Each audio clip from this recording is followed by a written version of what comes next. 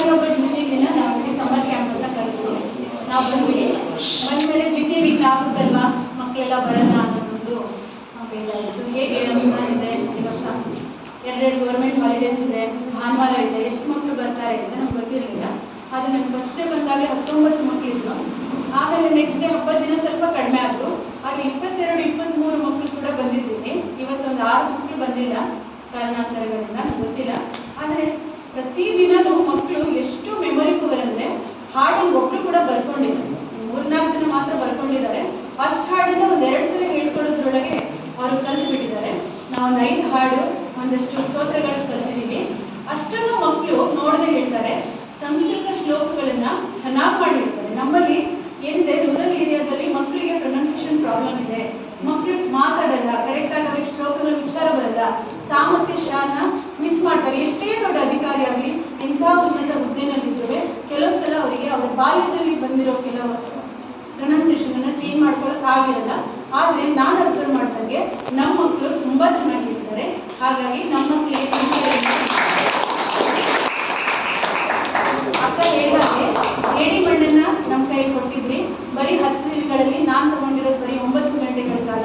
9 ಗಂಟೆಯಲ್ಲಿ 5 ಹಾಡನ್ನು ಒಂದು ಮಗು ಕಲ್ತಿದೆ, 4 ಶ್ಲೋಕಗಳನ್ನು ನೋಡದೆ ಹೇಳುತ್ತೆ. ಅಂದರೆ ನಾವು ಪೇರೆಂಟ್ಸ್ ಆಗಿ ನಮ್ಮ ಕೈಯಲ್ಲಿ ಎಂಥ ಒಳ್ಳೆ ಶಕ್ತಿ ಇದೆ, ಎಂಥ ಒಳ್ಳೆ ಮಕ್ಕಳು ನಮ್ಮ ಕೈಯಲ್ಲಿದ್ದಾರೆ.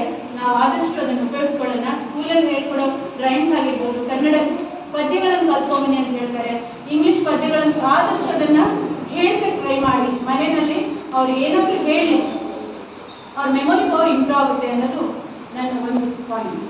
ಇನ್ನೊಂದು ಏನಂದರೆ, ಮಕ್ಕಳು ತುಂಬ ಒಳ್ಳೆಯದು, ತುಂಬ ಇನ್ನೋಸೆಂಟು, ತುಂಬ ಚೆನ್ನಾಗಿದ್ರು. 8th 9th ಬರ್ತಿದ್ರು, 1-2 ಜನ ಬಿಟ್ಟರೆ ಇವರೆಲ್ಲ ಪಾಪ ಪುಟಾಣಿ ಮಕ್ಕಳು. ಅವ್ರಿಗೆ ಏನಾಗುತ್ತೆ, ನಾವೇನು ಹೇಳ್ತೀವಿ ಅದನ್ನು ಚೆನ್ನಾಗಿ ಕೇಳಿಸ್ಕೊತಾರೆ. 10 ದಿನದಲ್ಲಿ ನಾವೇನೋ ಹೇಳಿದ್ವಿ, ಅದನ್ನು ಸ್ವಲ್ಪ ದಿನದಲ್ಲಿ ಮರೀತಾರೆ. ಆದಷ್ಟು ನೀವು ಮನೆಯಲ್ಲಿ ಸಂಸ್ಕಾರ ಕೊಡೋಕ್ಕೆ ಅಥವಾ ಅವರಿಗೆ ಒಂದು ಸ್ವಲ್ಪ ಶಿಸ್ತಲ್ಲಿ ಇದಕ್ಕೆ ಟ್ರೈ ಮಾಡಿ. ಕೆಲವು ಪೇರೆಂಟ್ಸ್ ಹತ್ರ ನಾನೇ ಮಾತಾಡಬೇಕು ಅಂತಿದ್ದೆ. ಆ್ಯಕ್ಚುಲಿ ನಮ್ಮ ದೀಪಾ ಸ್ಕೂಲ್ ಮಕ್ಕಳು, ಅವ್ರ ಹತ್ರ ನಾನು ಸ್ಕೂಲಲ್ಲಿ ಟೀಚರ್ಸ್ ಹತ್ರ ಹೇಳ್ತೀನಿ, ಎಷ್ಟು ಟ್ಯಾಲೆಂಟ್ ಇದೆ ಕೆಲವು ಮಕ್ಕಳಲ್ಲಿ ಅಂದರೆ ತುಂಬ ಗ್ರಾಸ್ಪಿಂಗ್ ಪವರ್ ಇದೆ. ಹಾಗಾಗಿ ಪೇರೆಂಟ್ಸಲ್ಲಿ ಇನ್ನೊಂದು ರಿಕ್ವೆಸ್ಟ್ ಏನಂದರೆ, ಆದಷ್ಟು ಮಕ್ಕಳ ಬಗ್ಗೆ ಕೇರ್ ತಗೊಳ್ಳಿ. ಕೆಲವು ಮಕ್ಕಳು ಸುಮ್ಮನೆ ಓಡಾಡ್ತಿರ್ತಾರೆ, ಕೆಲವು ಸಲ ಎಲ್ಲೋ ಹೋಗ್ತಾರೆ ಬರ್ತಾರೆ, ಅವರಿಗೆ ಅದ್ರ ಬಗ್ಗೆ ಅರಿವಿರಲ್ಲ. ಮಕ್ಕಳಿಗೆ ಹೋಗಬಾರ್ದು, ನಾನು ಎಲ್ಲೋ ಹೋಗಬಾರ್ದು, ಅಲ್ಲಿ ಹೋಗಬಾರ್ದು, ಇಲ್ಲಿ ಹೋಗಬಾರ್ದು, ಏನೂ ಗೊತ್ತಿರಲ್ಲ. ಹೆದರಿಕೆ ಅಲ್ಲ, ಧೈರ್ಯ ಕಲಿಸಿ. ಒಂದು ಏಜ್ ಬರುತ್ತೆ, ಆಮೇಲೆ ಧೈರ್ಯ ಬಂದೇ ಬರುತ್ತೆ. ನಾವೆಲ್ಲ ಗಾಡಿ ಇಟ್ಕೊಂಡು ಒಬ್ಬೊಬ್ಬರೇ ಓಡಾಡ್ತೀವಿ ಈಗ. ಅದು ಈ ಏಜಲ್ಲಿ ಮಕ್ಕಳಿಗೆ ಧೈರ್ಯ ಕಲಿಸಬೇಡ. ಮಕ್ಕಳಿಗೆ ಆದಷ್ಟು ಜಾಗ್ರತೆಯನ್ನು ಹೇಳಿ, ಯಾಕಂದರೆ ಸುಮ್ಮನೆ ಹೋಗ್ತಾರೆ ಮಕ್ಕಳು ರೋಡಲ್ಲಿ.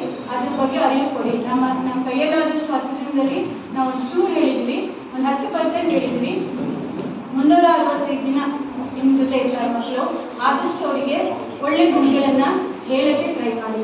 ಬಟ್ಟೆ, ಶಿಸ್ತು, ಬೆಳಿಗ್ಗೆ ಹೇಳೋದು, ಬೇಗ ಹೇಳೋದು, ಅಥವಾ ಯಾವುದೇ ಆಗಲಿ ಟೀಚರ್ಸ್ ಹೇಳಬೇಕಾದ್ರೆ ಅವ್ರು ಕೇಳಿಸ್ಕೊಳ್ಳೋದು, ಶಾಲೆಗೆ ಹೇಗಿರ್ತೀರಾ ಅಂತ ಕೇಳೋದು, ಜಗಳ ಮಾಡದೇ ಇರೋ ಥರದ್ದು, ಅದನ್ನೆಲ್ಲ ನೀವು ಹೇಳ್ಕೊಟ್ರೆ ನಿಮ್ಮ ಮಕ್ಕಳು ನಿಮ್ಮ ಆಸ್ತಿ ಆಗ್ತಾರೆ.